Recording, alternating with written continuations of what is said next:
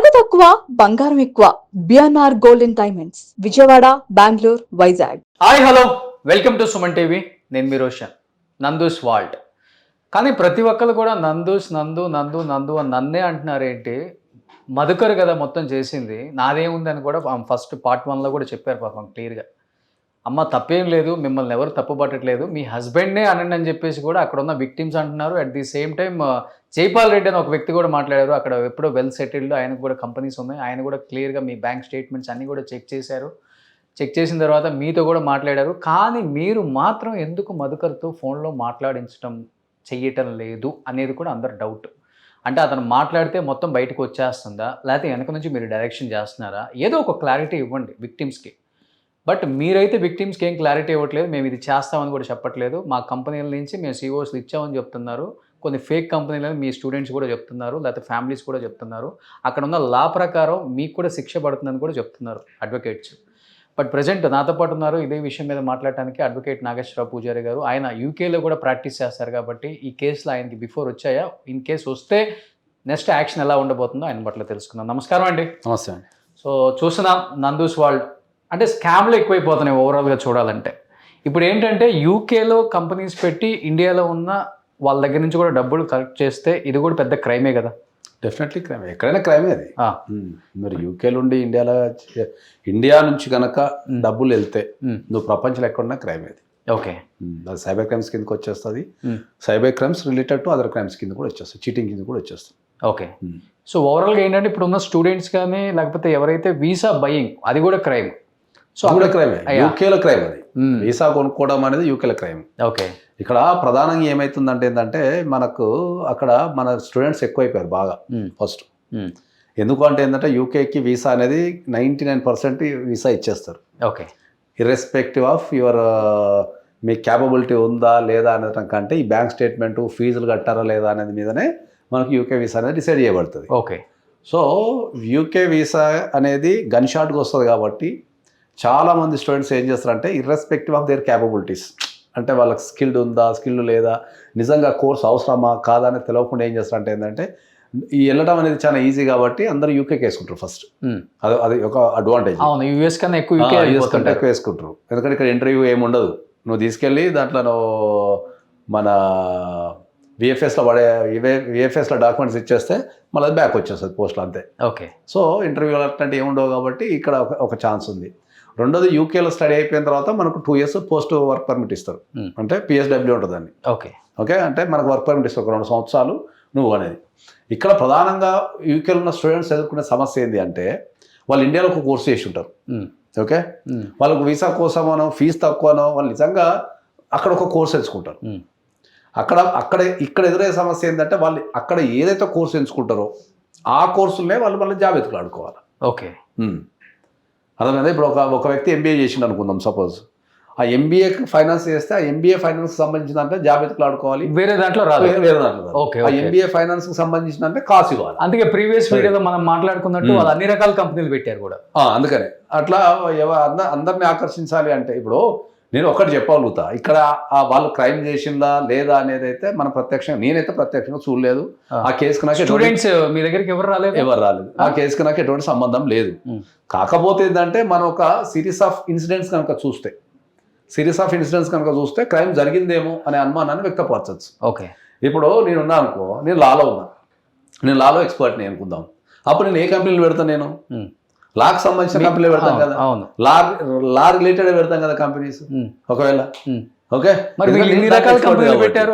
IT side అన్నారు అసలు, అంటే ఐటీ పెట్టారు, సెక్షన్ పెట్టారు, హెల్త్ కేర్ పెట్టారు, తర్వాత కట్ చేస్తే మీకు అన్నట్టు కన్స్ట్రక్షన్ పెట్టారు, ఫుడ్ పెట్టారు. ఇవి రకరకాలు. అంటే దీంట్లో 2 అంశాలు ఉంటాయి. వాళ్ళు రకరకాల బిజినెస్లు చేసి one of the topmost businessman అవుదామో అనుకొని పెట్టుండొచ్చు, అదొక పాయింట్. లేదా ఈ సిరీస్ ఆఫ్ క్రైమ్లో భాగంగా ఈ ఎంప్లాయ్మెంట్ ఇస్తే దాంట్లో ఏమైనా మనీ వస్తుందేమో, నిజంగా ఎంప్లాయ్మెంట్ ఇస్తే మనీ వస్తుందనే ఉద్దేశంతో పెట్టి మధ్యలో ఎక్కడ ఇరుక్కపోయి ఉండొచ్చు. ఓకే, వాళ్ళ తర్వాత హ్యాండిల్ చేయలేక ఇరుక్కపోయి ఉండొచ్చు. ఓకే. సో ఎప్పుడైతే వీళ్ళు రిలేటెడ్ కోర్సులో జాబ్ దొరకదో, ఇప్పుడు జాబ్స్ సిచ్యువేషన్ అనేది యూకేలో చాలా వరస్ట్ ఉంది. ఎందుకంటే ఏంటంటే వాళ్ళు ఇంతకుముందు ఏంటంటే మనకు యూకేలో మనకు ఒక స్టాండర్డ్స్ ఉంటుండే అంటే 40,000 పర్ యానం కనుక 40,000 pounds పర్ యానం కనుక వాళ్ళకు శాలరీ ఇవ్వగలిగితే మనకు ఈ సిఓఎస్లు అవన్నీ అప్డేట్ అవుతుండే. ఓకే. ఇప్పుడు దాన్ని పరిధి పెంచిండు. ఓకే. తర్వాత అక్కడ కూర్చుంటే మనకు ఐఎల్ఆర్ అని ఉంటుంది, అది మన గ్రీన్ కార్డు. ఇంతకుముందు ఒక 5 years ఉంటే గ్రీన్ కార్డు ఇస్తుండే, దాన్ని ఇప్పుడు 10 years చేసాను. సో ఇమిగ్రేషన్ రూల్స్ అనేటివి అక్కడ విపరీతంగా చేంజ్ అయిపోయినాయి. ఓకే, ఆ విపరీతంగా చేంజ్ కావడంతో ఏమవుతుందంటే స్టూడెంట్స్ ఏం చేస్తున్నారు, మనకు ప్రధానంగా నేర్చుకోవాల్సింది ఏంటంటే ప్రతి ఒక్కరికి యూకేలో ఉన్న ప్రతి ఒక్క స్టూడెంట్కి లేదా యూకే వెళ్ళాలనుకున్న ప్రతి ఒక్క స్టూడెంట్స్ని క్లియర్గా చెప్పేది ఏంటంటే మీరు ఏదైతే ఒక కోర్సు చదువుకుంటారో మీరు దాంట్లో కనుక టాప్ మోస్ట్ అయి ఉంటే మీకు స్కిల్స్ ఉంటే అక్కడ మీరే కంపెనీ పెట్టుకోవచ్చు. కంపెనీ కూడా ఈజీ అని చెప్పి 200 pounds పెడితే మీరే కంపెనీ పెట్టుకోవచ్చు నీ కోర్సులో. ఇప్పుడు నువ్వు ఎంబీఏ ఫైనాన్స్ చేసినావు అనుకుందాం సపోజ్, ఆ ఎంబీఏ ఫైనాన్స్ రిలేటెడ్ కంపెనీ నువ్వు పెట్టుకోవచ్చు. ఆడ 200 poundsలో నీకు ఎంబీఏ ఫైనాన్స్ కంపెనీ వస్తుంది. దాన్ని ఒక 3 నెలలు 6 నెలలు, ఇప్పుడు నీకు పిఎస్డబ్ల్యూ పీరియడ్ ఉంటుంది, స్టడీ అయిపోయిన తర్వాత ఒక 2 సంవత్సరాలు ఉంటుంది కదా, దాంట్లో ఒక 6 నెలలు నువ్వు కంపెనీ రన్ చేసినావు అనుకో, నీ కంపెనీ మీద నువ్వే సీఈఓస్ తీసుకోవచ్చు డైరెక్ట్. ఓకే, ఎవరికి రూపాయి అవసరం లేదు. సో కానీ మన వాళ్ళు ఏం చేస్తారు, భయపడతారు. ఎందుకు భయపడతారు అంటే ఏంటంటే మనం ఇక్కడ పాస్పోర్ట్ నింపాలన్నా, ఓ డ్రైవింగ్ లైసెన్స్ నింపాలన్నా, ఏది నింపాలన్నా అమ్మో ఏమైందో భయంతో మనం ఏజెంట్లకు ఇస్తుంటాం మనం. అవును, ఇండియాలో ప్రతిదీ. అవును. సో ఇప్పుడు వాళ్ళైతే అబ్బాయి ఇప్పుడు ఈ కంపెనీ పెట్టాలన్నా, ఈ పేపర్లను సబ్మిట్ చేయాలన్నా, నీకు ఇదంతా రిస్క్ తీసుకోకుండా ఏంటి అంటే ఈ మధ్యలో ఉన్న దళాలను పట్టుకుంటారు. యూకేలో జరిగినన్ని వీసా ఫ్రాడ్స్ నాకు తెలిసి ఏ కంట్రీ జరగవు. మొత్తం మనం ఒక లిస్ట్ కనుక తీసుకుంటే యూకేలో జరిగినన్ని వీసా ఫ్రాడ్స్ అనేది ఏ కంట్రీలో జరగవు. ఓకే, అక్కడ విపరీతమైన వీసా ఫ్రాడ్స్ ఉంటాయి. ఎలా తీసుకుంటారండి ఇప్పుడు వీళ్ళు చెప్పడం అయితే అవసరాన్ని బట్టి ఇండియన్ రూపీ 20 లక్షలు 30 లక్షల దాకా ఇచ్చామని చెప్తున్నారు సార్. నేను అవసరాన్ని బట్టి మీరు కూడా ఒక కంపెనీ అక్కడ ఉంది, మీరు కూడా అక్కడ ప్రాక్టీస్ చేస్తున్నారు, మీకు అక్కడ క్లయింట్స్. అక్కడ నాకు డైవర్స్ క్లయింట్స్ కానీ చాలా మంది క్లయింట్స్ ఉన్నారు. అక్కడ అవసరాన్ని బట్టి తీసుకుంటారు. ఇప్పుడు నేను ప్రత్యక్షంగా ఒక కేసు చూసిన, సీరియస్గా చూసిన. ఒక స్టూడెంట్ ఏం చేసిండు అంటే ఏంటంటే ఇక్కడ చదివింది బీటెక్. ఓకే, అక్కడ వేరే కోర్సు వెళ్ళిపోయాడు. ఓకే, వెళ్ళిపోయిన తర్వాత ఏమైంది, అక్కడ కోర్స్ పూర్తయిన తర్వాత సేమ్ ఫీల్డ్లో జాబులు లేవు. ఓకే, ఏం చేస్తారు వీళ్ళు, ఒక డమ్మీ కంపెనీని పట్టుకొని సిఓఎస్ కొనుక్కుంటారు. ఓకే, 50 లక్షలకు ఉన్నాడు సార్ సిఓఎస్. 50 లక్షలకి 50 లక్షలకి ఇండియన్ కరెన్సీలో 50 లక్షలకి సిఓఎస్ కొనుక్కొని ఆ కంపెనీలో ఫేక్గా పనిచేస్తున్నాడు. అంటే అక్కడ జాబ్ లేదు, కంపెనీ వాడు పేపర్ల మీద జాబ్ చూపిస్తాడు. 50 లక్షలు ఇస్తే ఒక కంపెనీ పెట్టినోడు ఏం చేస్తాడు, పేపర్ మీద పే స్లిప్లు ఎలా వస్తాయి, పే స్లిప్లు ఎట్లా ఇస్తారు అంటే మనమే జీతం వేయాలి వాళ్ళకి ఇచ్చిన డబ్బులతోనే. 50,000 వాడు సిఓఎస్ ఇచ్చినందుకు తీసుకుంటాడు 50 లక్షలు. ఓకే, మళ్ళీ మనం ఏం చేయాలి, మళ్ళీ వారికి మనం ఎవ్రీ మంత్ మనం వానికి జీతం ఇస్తే వాడికి ఇచ్చి మళ్ళీ 50 లక్షలు వాడు సిఓఎస్ ఇచ్చినందుకు మళ్ళీ మనం ఎవ్రీ మంత్ మనకి జీతం ఇస్తే వాడు ట్యాక్స్ కట్ చేస్తాడు. యావరేజ్ ట్యాక్స్ 1000 pounds కట్ చేస్తాడు. కట్ చేసి మళ్ళీ జీతం వేస్తాడు. ఎందుకు ఈ కర్మ అసలుకి? మరి ఎవరు పోమన్నారు? ఇండియాలో స్కిల్స్ లేవా, ఇండియాలో ఆపర్చునిటీస్ లేవా? ఇప్పుడు ఆ దేశం పోయి నువ్వు ఒక సామాన్య కుటుంబంలో పుట్టి హౌస్ లోన్ అది మన ఎడ్యుకేషన్ లోన్ తీసుకుంటారు 2 years, 20 hours పని చేయాలి అక్కడ పర్ వీక్ లీగల్గా. వీళ్ళు ఏం చేస్తారు, అక్కడ 40 hours 80 hours ఇల్లీగల్గా పని చేస్తుంటారు. ఓకే, నువ్వు పోయింది దేనికి? చదువుకోవడానికి కదా. మరి చదువుకోవడానికి పోయి నువ్వు వేరే పని ఎందుకు చేస్తున్నావు? ఎందుకు చేస్తున్నావు వేరే పని? తర్వాత ఏం చేస్తారు, మళ్ళీ ఆ చదువుకున్నంత కాలము ఆ పార్ట్ టైం చేసిన డబ్బులతోనే మళ్ళీ ఫీజులు కట్టుకోవడం. వీళ్ళ దగ్గర యూకేలో సేవింగ్స్ అనేది చాలా తక్కువ సార్, ఖర్చు చాలా ఎక్కువ ఉంటాయి. ఓకే, చాలా ఎక్కువ ఉంటాయి ఖర్చులు. సేవింగ్స్ అనేది లిస్ట్ అక్కడ. ఇక వాడు ముందుగా జాబులు దొరకాలా, పోగానే జాబులు చాలా టైట్ ఉన్నాయి, చాలా దొంగతనంగా పనిచేయాలి. నేను ఏం చెప్తా, ఎప్పుడైనా సరే నీకు వెళ్ళేటప్పుడు ఒక క్లారిటీ లేకుండా నువ్వు ఎదగాల్సిన టైంలో, ఒక జీవితాన్ని నిర్మించుకునాల్సిన టైంలో, నువ్వు పోరాడాల్సిన టైంలో నువ్వు పోయి వీసాలు వేసుకొని ఆ దొంగ పనులు చేసుకుంటా నువ్వు సమాజానికి ఏం నేర్పిస్తున్నావు నువ్వు? బట్ ఇన్ని కంపెనీస్ పెట్టి ఇంతమందికి సిఓఎస్ మేము మా కంపెనీ నుంచి ఆఫర్ చేస్తున్నాం అని చెప్పేసి ఇన్ని డబ్బులు తీసేసుకోవడం ఇంకా బిగ్గెస్ట్ క్రైమ్ కదా మరి? అవును, బిగ్గెస్ట్ క్రైమ్. కాకపోతే ఒకటి ఆల్రెడీ అంటున్నారు, దీంట్లో ఒక అడ్వాంటేజ్, వీళ్ళని ఆల్రెడీ అరెస్ట్ చేయబోతున్నారు. రేపు ఎల్లుండిలో 10 years జైలు శిక్ష డెఫినెట్ గా పడుతుంది. అడ్వకేట్స్ మాట్లాడుతున్నారు, అవుతుందా? అరెస్ట్ చేయొచ్చా? కాదు, ఇప్పుడు దాన్ని చెప్తా. ఫస్ట్ ఈ ఇష్యూలో ఉన్న బిగ్గెస్ట్ అడ్వాంటేజ్ ఏంటి అంటే, నాకు తెలిసినంతవరకు 2 బ్రిటిష్ పాస్పోర్ట్ హోల్డర్స్. 2 బ్రిటిష్, అవును, అక్కడ సిటిజన్షిప్, అక్కడ సిటిజన్స్. ఓకే, కాబట్టి వాళ్ళకి డిపోర్టేషన్ కానీ, ఇప్పుడు ఇండియా సిటిజన్ చేసిన అనుకో వాళ్ళు ఇమీడియట్లీ పట్టి జైలు వేయటము, లేకపోతే వాళ్ళని తీసుకెళ్ళి డిపోర్ట్ చేయటము ఏదో చేస్తారు. అక్కడ బ్రిటిష్ సిటిజన్ కదా, అక్కడ ఆ కంట్రీ పౌరులు కాబట్టి వాళ్ళ మీద పెద్ద చర్యలు ఏమి ఉండవు. వాళ్ళని డిపోర్ట్ చేయటము లేకపోతే వీసా ఫ్రాడ్ చేసినట్టు చేయడం ఏమి ఉండదు ఎక్కువ. కంపారిజన్ టు ఇంకా పోల్చుకుంటే ఇచ్చిన వాళ్ళు ఒకటి కుదరు అక్కడ. ఓకే, అక్కడ ఎవరైనా పోయి నేను వీసాకు పైసలు ఇచ్చినట్టు ఫస్ట్ వాళ్ళు డిపోర్ట్ చేస్తారు ఫస్ట్. సరే కేసు తర్వాత విషయం, మా దేశంలోకి వచ్చి మా దేశంలో నువ్వు వీసాలు కొంటున్నావు అని సంగతి చెప్తావని ఫస్ట్ వాళ్ళు డిపోర్ట్ చేసి ఇండియాకి ఇస్తారు. ఇప్పుడు కేసు ఎక్కడ కొట్లాడతాడు, ఇంకా కేసు ఎక్కడ కొట్లాడతాడు, వాళ్ళ వీసా ఎక్కడ సెక్షన్ అవుతుంది. నువ్వు పోయి పోలీసులు కంప్లైంట్ ఇచ్చినప్పుడు. బట్ దీని అడ్వాంటేజ్ తీసుకుని ఇంతమందిని బలి చేయటం కాదు. బలి చేయటం అయితే ఒకవేళ అక్కడ నిజంగా జరుగుతుంది 100% తప్పే అని చెప్తాను నేను. అంటే ఇద్దరు తప్పు కదా, ఇద్దరు లోపల వేస్తారు కదా సార్. అవసరం ఉన్నాడు అప్పుడు ఆకలి అయ్యేటోడు ఉంటాడు సార్, వానికి గైడ్ లైన్స్ ఇవ్వాల్సిన బాధ్యత మనకు ఉంటుంది. ఓకే ఓకే, ఇప్పుడు నా దగ్గర కూడా నేను ఓపెన్ చెప్తున్నా కదా, నా దగ్గర కూడా రోజుకు ఒక 2-3 వస్తారు స్టూడెంట్స్ కంపల్సరీ. ఎందుకంటే నేను ఫిక్రెంట్ వెళ్తుంటా, ఇక్కడ ఉన్నా కూడా కాల్ చేస్తుంటా అందరు. కాల్ చేసి అన్న ఎవరిదైనా కంపెనీలో, ఎందుకంటే నేను 2000లో పోయినా యూకేకి. అప్పుడు 3 years పని చేసిన యూకేలో నేను. అప్పటి నుంచి నాకు పరిచయం లేదు. 2000 అంటే నేను 26 years అయింది. 26 years నుంచి యూకేలో మీరు ప్రాక్టీస్ చేస్తున్నారు?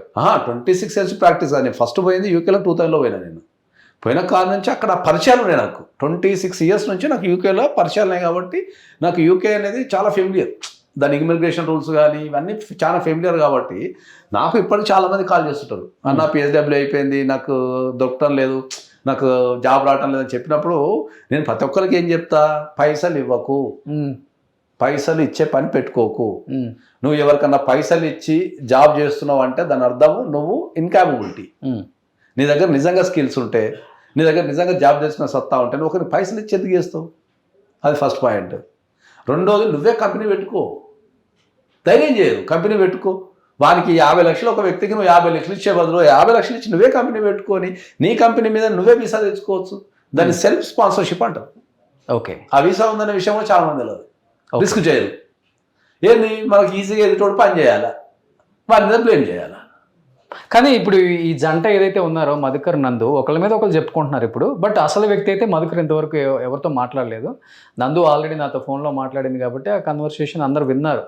అంటే నాకు సంబంధమే లేదు, నేను డైరెక్టరే కాదు, ఏ కంపెనీలో కాదు అని చెప్పేశారు. మనం కొన్ని కంపెనీస్ ఇంతకుముందు ప్రీవియస్ వీడియోలో చూస్తే కూడా ఆమె డైరెక్టర్గా ఉంది, మళ్ళీ తొలగించారు, మళ్ళీ డైరెక్టర్గా ఉంది, ఆమె కూడా ఉందని తెలుస్తుంది. అదే డైరెక్ట్ గానే తెలుస్తుంది. అయితే దీంట్లో మనం స్పష్టంగా చెప్పదలుచుకుంది ఏంటంటే, ఇద్దరు భార్యాభర్తలు డైరెక్ట్ ఉన్నా ఇండైరెక్ట్ ఉన్నా ఎవరన్నా ఒక విషయం చేశారు అంటే దానికి కనెక్షన్ ఉన్నట్టే. డెఫినెట్ గా మోరల్ గా, టెక్నికల్ గా నువ్వు పేపర్ చూపించేసి నేను కంపెనీలో హోల్డర్ కాదు, అది కాదు, ఇది కాదు, వర్కౌట్ కాదు. అవును, బట్ ఈ ఇష్యూ జరిగే క్రమంలో నాగేశ్వరరావు పూజారి గారికి వాళ్ళు కాల్ చేశారు, సపోర్ట్ చేయమన్నారు. డెఫినెట్గా వేరే అడ్వకేట్ని ఇక్కడ వాళ్ళు పెట్టుకునే ముందే మీతో మాట్లాడారు, మీతో కేసు గురించి మొత్తం మీతో డిస్కషన్ చేశారన్న మాట నిజమా? లేదు, నాకు వాళ్ళు ఎవరు కాల్ చేయలేదు, కానీ కొంతమంది విక్టిమ్స్ అయితే నాకు కాల్ చేసిన మాట అయితే వాస్తవం. కానీ నాకు వాళ్ళు ఎవరేం కాల్ చేయలే. కొంతమంది విక్టిమ్స్ అయితే అన్న ఇట్లా జరిగింది అది ఇది అని అయితే కాల్ చేసిన మాట వాస్తవం. ఇంకా రెగ్యులర్ తిరుగుతుంటా కాబట్టి కాల్ చేసిన మాట వాస్తవమే. కానీ నాకు వీళ్ళు ఎవరేం కాల్ చేయలేదు. వీళ్ళ తరపున మనకి ఎటువంటిది ఏం లేదు. ఏమి ఇచ్చారు మీరు స్టూడెంట్స్కి భరోసా? ఏది అంటే ఈ కేసు గురించి కానీ స్టూడెంట్స్కి భరోసా అంటే ఏంటంటే, నేను వాళ్ళకి చాలా స్పష్టంగా ఇంతకుముందు చాలా సందర్భంలో చెప్పడం జరిగింది. ఎక్కడైనా ఇండియాలో అయినా సరే, యూకేలో అయినా సరే, అమెరికాలో అయినా సరే డబ్బులు ఇచ్చి జాబ్ కొనుక్కోవద్దనే విషయాన్ని చాలా స్పష్టంగా చెప్తున్నాను అందరికీ. నువ్వు డబ్బులు ఇచ్చి ఎప్పుడైతే జాబ్ కొనుక్కుంటావో, డబ్బులు ఇచ్చి ఎప్పుడైతే వీసా కొనుక్కుంటావో అక్కడ నువ్వు ఫెయిల్ అయిపోయినావు. ఆ థాట్ నేను ఫెయిల్ చేసేస్తుంది. మళ్ళీ నువ్వు దాన్ని ఎంకరేజ్ చేసి వాళ్ళకి ఇచ్చి, ఇప్పుడు నువ్వు ఒక ఫారిన్ కంట్రీకి పోయింది ఏంది, నువ్వు స్కిల్స్ ఇండియాలో ఫెసిలిటీస్ లేవు, ఆడ పోయి బాగా చదివేస్తా, స్కిల్స్ రూపొందించుకుంటా, టాప్ మోస్ట్ అయితేనే కదా నువ్వు ఫారిన్ కంట్రీ పోయేది. మరి నువ్వు ఏం చేస్తున్నావు అక్కడ? వీసాలు కొనుక్కుంటా, ఎక్స్టెన్షన్ చేసుకుంటా, ఇవి కదన్నా చేసేది. అది కాబట్టి నేను ఇక్కడ నేను ఏం చెప్పిన అంటే, వాళ్ళకి ఇక్కడ ఇండియాలో ప్రూఫ్స్ ఇచ్చినట్టు, ఇండియాలో కనుక పైసలు ఇచ్చినట్టు ఉంటే ఇక్కడైతే నేను ఇక్కడ కేసులో పెట్టి నేను ఫ్రీగా వాదిస్తాను అని చెప్పిన. ఫ్రీగా వాదిస్తాను. బట్ వాళ్ళు ఇండియా వచ్చినప్పుడు యాక్షన్ తీసుకోవడానికి ఉంటుందా మళ్ళీ ఆ ప్రకారం? నేను పేపర్ రెగ్యులర్గా ఫాలో అవుతాను కాబట్టి పేపర్లో చెప్పిన ప్రకారం ఏంటంటే వాళ్ళకి ఎల్ఓసి రిలీజ్ అయిందని అయితే నేను చూసిన. అది నిజమేంతో నాకైతే తెలియదు. ఎల్ఓసి అంటే ఏంటంటే, వాళ్ళు ఇండియాలో ఏ రూపంలో వచ్చినా కూడా వాళ్ళని పట్టుకుని అరెస్ట్ చేయొచ్చు. ఎల్ఓసి అంటే లుక్అవుట్ సర్క్యులర్. అది ఆల్రెడీ జారీ అదే చేసేసారు. జారీ చేశారు. lookout, ఇబ్రహీంపట్నం, అవును. విజయవాడ ఇబ్రహీంపట్నం పోలీస్ స్టేషన్ నుంచి అనేది అయితే విన్నా నేను. ఒకవేళ కనుక వాళ్ళ పాస్పోర్ట్ల మీద కనుక జారీ చేసి ఉంటే వాళ్ళు డెఫినెట్లీ ఇండియాకి ఏ రూపంలో వచ్చినా, బై ఎయిర్ వచ్చినా, బై రోడ్ వచ్చినా, బై షిప్ వచ్చినా కూడా వాళ్ళు పట్టుకొని అయితే కంపల్సరీ పోలీస్ స్టేషన్లో అప్పగిస్తారు. ఇండియాకి ఎంటర్ అయితే ఇండియాకి ఎంటర్ అయితే చేసేస్తారు. ఎనీ బార్డర్ ఎట్లా నువ్వు ఏ రకంగా వచ్చినా కూడా చేసేస్తారు. ఓకే. సో అక్కడ సిటిజన్స్ అయినా కానీ ఏ ప్రపంచంలో ఏ సిటిజన్ అయినా సరే ఇండియాకి కనుక ఎల్ఓసి రిలీజ్ చేస్తే, ఆ పాస్పోర్ట్ మీద రిలీజ్ చేస్తే వాడిని ఏ ఎయిర్పోర్ట్లో దిగినా, ఏ షిప్మెంట్లో దిగినా, బై రోడ్ వచ్చినా సరే వాడిని పట్టుకొని ఆ సంబంధిత పోలీస్ స్టేషన్ ఏదైతే ఉందో దానికి అప్పచెప్తారు. ఓకే. తర్వాత ఆ పోలీసులు అరెస్ట్ చేయాలన్నా, అరెస్ట్ చేయొద్దా, ఏముంది ప్రాసెస్ అనేది అయితే చూడాలి. అరెస్ట్ చేయడం అయితే గ్యారంటీ జరుగుతుంది. పట్టుకోవడం గ్యారెంటీ జరుగుతుంది. పట్టుకోవడం చాలా గ్యారెంటీ జరుగుతుంది. ఓకే. మన దగ్గర మన ఎయిర్పోర్ట్లు చాలా ఇప్పుడు అంతా టెక్నాలజీ పెరిగిపోయింది కాబట్టి అవును, విత్ ఇన్ ద సెకండ్స్లో పట్టేస్తున్నారు చాలా మందిని. ఓకే. సో ఎనీహౌ స్టూడెంట్స్కి అయితే జస్టిస్ జరగాలని కోరుకుందాం. బట్ లీగలా ఇల్లీగలా, వాళ్ళు కొన్నారా కొనలేదా అవన్నీ పక్కన పెడితే పాపం బలైపోయారు. 100% మీరు 300 members, more than 100 నుంచి 150 ఇప్పుడు కోట్ల మనం- స్కామ్ అంటే అంత ఈజీ అండి నిజంగా? ఏముంటుంది దాంట్లో? ఇప్పుడు 50 లక్షల నుంచి నువ్వు 100 మందిని వేసుకుంటే అయిపోయాయి. 50 చాలా మంది కోట్లు. ఇస్తున్నారు. అవును, చాలా మంది ఇస్తున్నారు. యూకేలో కాస్ కొనుక్కోవడం అనేది ఇప్పుడు 100 మంది స్టూడెంట్స్ కనుక పోతే దాంట్లో ఒక ఐదుగురికి ఒరిజినల్గా జాబ్స్ వస్తాయి సార్. ఓకే. 95 మంది 95 మంది కాస్ కొనుక్కోవడమే ఉంటుంది. నేను దీనిపైన ఛాలెంజ్ కాసి ఎంతమంది అంటే దాన్ని చూపిస్తాను. అంటే వీళ్ళు ఈ 20 అవర్స్ అట్లా కాదు, చదువు అయిపోయిన తర్వాత ప్రొఫెషనల్గా వాళ్ళ ఫీల్డ్లో జాబ్ తెచ్చుకోవడం అనేది ఒక 5% ఉంటుంది. పోయి ఎందుకు పోయిండో చేసేదానికి సంబంధం ఉండదు. అదే కదా నేను చెప్పేది. ఇప్పుడు మనకు భారతదేశంలో ఎదుర్కొనే సమస్య ఏంటి అంటే ఏంటంటే ఆ వెళ్ళే దాని మీద నిజంగా చదువుకోవడానికి వెళ్ళినప్పుడు భారతదేశంలో చదువులు లేవా? నువ్వు అంత దూరం పోయి చదువుకొని మళ్ళీ ఇదంతా పనిచేసి ఈ చాలామంది యూకేలో చాలామంది తిరిగి రాలేక సఫర్ అవుతున్నారు. చాలామందికి తిరిగి రాలేక ఇన్ని రోజులు ఏమైనా మళ్ళీ ఇన్ని రోజులు ఇప్పుడు 4 సంవత్సరాల తర్వాత పుట్టిన మళ్ళీ ఇండియా తిరిగి వచ్చినాం అనుకో, మనం ఏమంటారు, ఏం పీక్నిక్ పోయినావా అంటారు. ఆ భయాన్ని కూడా వీళ్ళు కాస్ట్కు డబ్బులు ఇచ్చుకొని మళ్ళీ అవే పైసలు కట్టుకుంటూ తిరుగుతున్నారు. ఎప్పుడు వెళ్తున్నారు యూకే మీరు? నేను ఆగస్ట్లో వెళ్తాను, ఆగస్ట్ 1st వీక్లో వెళ్తాను. ఓకే. సో ఇప్పుడు 17th యూఎస్ వెళ్తున్నా. వెళ్ళి వచ్చిన తర్వాత ఆగస్ట్. మీ ఆఫీస్ ఫస్ట్ నుంచి కూడా ఒకటే అడ్రస్ అక్కడ చాలా స్ట్రిక్ట్ ఉంటాయి రూల్స్ అవి. మరి అన్ని ఇప్పుడు మనం ప్రీవియస్ వీడియో మనం ఏం చేస్తాము, every 3 months 4 months office change చేశారు కదా వాళ్ళు. మరి అవును, వాళ్ళ ఆఫీస్ చేంజ్ చేసుకున్నారు. వాళ్ళకు మనం ఎట్లా చెప్తాం అది? వాళ్ళ ఫ్రాడ్ ఇంటెన్షన్ ఉందా, లేకపోతే వాళ్ళకి ఏమన్నా రెంటల్ ఇష్యూ అది ఉంటేనే కదా. అది ఉండొచ్చు. మరి మనం ఖచ్చితంగా చెప్పలేం కాబట్టి చేంజ్ చేయాల్సిన అవసరం ఏమి ఉండదు. ఎందుకంటే ఇప్పుడు మనం ఏం చేస్తామో, మనం క్లయింట్కి సర్వీస్ ఇస్తాం, మనం ఏం వీసాలు ఇయ్యం కదా. మనం క్లయింట్కి సర్వీస్ ఇస్తాం. అక్కడన్నా లోకల్ నివసించే తెలుగు వాళ్ళు కావచ్చు, ఇండియన్స్ కావచ్చు, వాళ్ళకు లాపరంగా ఏం ఇష్యూస్ ఉన్నాయన్న దాని మీద మనకు. ఎందుకంటే వాళ్ళకు ఇప్పుడు వీళ్ళంటే బ్రిటిషర్స్, వీళ్ళకి అక్కడ సరిపోతుంది. వీసాల మీద ఉన్న వాళ్ళకు వాళ్ళ మనిషి ఏమో యూకేలో ఉంటాడు, ఆత్మ ఇండియాలో ఉంటుంది. ఎగ్జాక్ట్లీ. కాబట్టి అవి మ్యాట్రిమోనల్ ఇష్యూస్ కావచ్చు, లేకపోతే ఇమిగ్రేషన్ ఇష్యూస్ కావచ్చు, ఇంకా అదర్ ఇష్యూస్ కావచ్చు. కాబట్టి మనం ఓన్లీ క్లయింట్ సర్వీస్ ఇస్తాం తప్ప మనం వీసాలు ఏం చేయం కదా. Okay. Anyhow thank you Nageswara పూజారి గారు. అడ్వకేట్ గారు చెప్పినట్లుగానే వెళ్ళిన ప్రతి ఒక్కడు కూడా మనకున్న టాలెంట్తో, స్కిల్తో జాబ్ ఎలా సంపాదించుకోవాలో అది మాత్రం తెలుసుకోండి. సిఓఎస్ ఎలా కొనుక్కోవాలి అనే దాని మీద పెట్టే ఇంట్రెస్ట్ కొంచెం జాబ్ మీద పెట్టండి అని చెప్తున్నారు. ఇంకొకటి ఏంటంటే డెఫినెట్గా ఇక్కడ లుకౌట్ జారీ చేశారు కాబట్టి ఇండియాలో అడుగు పెడితే మాత్రం ఎనీ సెకండ్ అరెస్ట్ చేస్తారు. బట్ అక్కడ కూడా యాక్షన్ తీసుకునే అవకాశాలు కూడా ఉంటాయి అంటున్నారు. కాబట్టి వెయిట్ అండ్ సీ.